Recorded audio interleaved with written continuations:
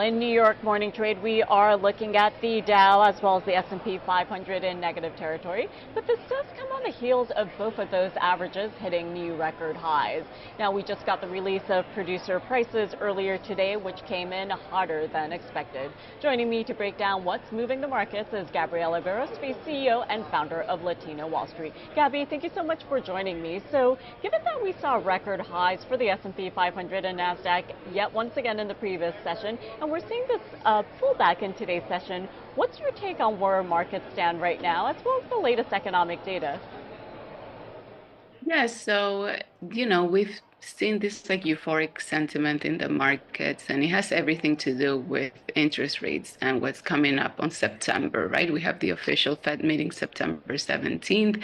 We have, according to a Fed Watch tool, about a 90% chance we will cut rates. So there's been this euphoric sentiment in the markets, and we hit record highs once again. And so it's normal that after we do that, we'll see a downward trend after. There's, of course, still a lot of uncertainty um, because of the tariff situation that hasn't been fully solved, because of the, China deal that's not 100% clear what's going to happen. So all this uncertainty is also going to cause volatility. So we will see record highs, but at the same time, they won't necessarily stay there and last. But you will see, traders taking profits and a downward trend after that because of there's so much going on. And the economic data with inflation played a big role.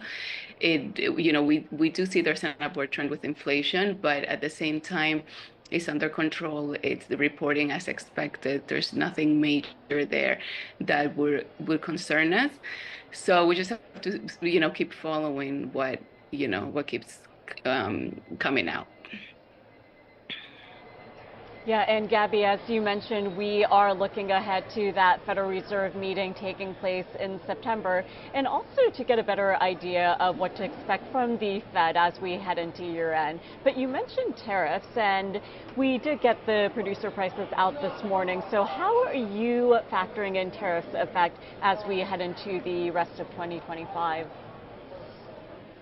Well, I have come to terms that it's going to be an extremely volatile market. I think this year has been the year of volatility, right? If we look back at how we started, it seemed pretty bearish, which was a big surprise because we thought most people had high expectations if this administration came in. Oh, we're going to kill it. Everything's going to explode. It's quite the opposite. The markets were scared, but then it took off, right? So I honestly think that if we start cutting rates next month, which it looks like we will, there's a 90% chance.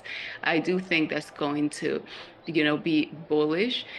We will see uncertainty. We will see all sorts of, news with economic data. Did we make the right decision with tariffs, geopolitical tensions? I don't think that's going to go away, but I think the trend will be an upward trend with tons of volatility.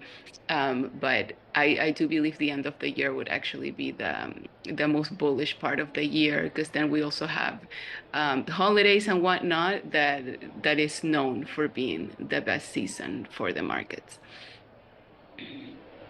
And Gabby, finally, before I let you go, we have exactly 60 seconds here, so I do want to get your take on what we're seeing in crypto, with Bitcoin hitting new record highs in the previous session, and ETH getting close to all-time highs as well. What do you make of what we're seeing in crypto?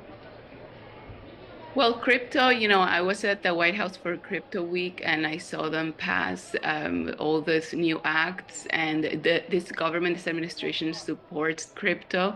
They're going to be, doing a lot more with that, and I think it will become part of our daily lives more and more as time goes by. So, interest rates, they don't just affect the stock market, that it also affect the crypto market. They also affect real estate.